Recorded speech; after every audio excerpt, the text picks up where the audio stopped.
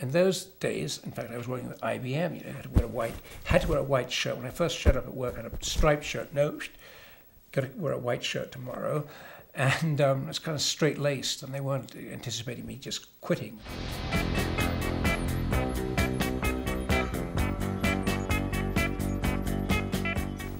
I could see myself in England sort of repeating a pattern that I'd begun to repeat, which was living in London, you know, having an apartment or a house, driving up to Wales for the weekend with a group of mates and driving back, and going to the Alps for 3 weeks in the summer during your job, because that's what you did. And I could see people who'd done that, you know, and I thought, oh Christ, you know, this is my future.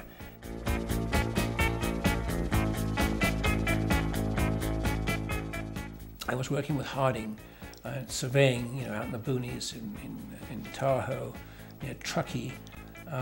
It was sort of early winter, there was snow blowing, and we were just in the dirt, you know, and laying out some surveying stakes. And I thought to myself, I wonder if any of my contemporaries from the school and university I went to were doing anything quite this menial. I had sort of filtered down to the absolute bottom of the socioeconomic heap, whereas I'd sort of started fairly high up. I'd been on a downward spiral, well, a steady downward path, and it's sort of sobering, you know, in a way. I'm sure my mother would have been quite appalled if she'd known exactly what I was doing.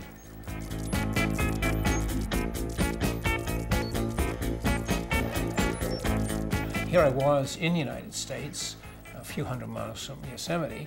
Could I get there? No, because I had a damn job. So I had hardly bettered myself, actually, by moving all that long way. And it was only, let's say I moved in 65, it was only in 67 that I decided I got to get a grip here, quit my job, which was really the only option I had in those days, and moved to the Valley. And I met, you know, everyone else had quit their jobs and was living in the Valley. Or maybe they were working as busboys, I don't know. But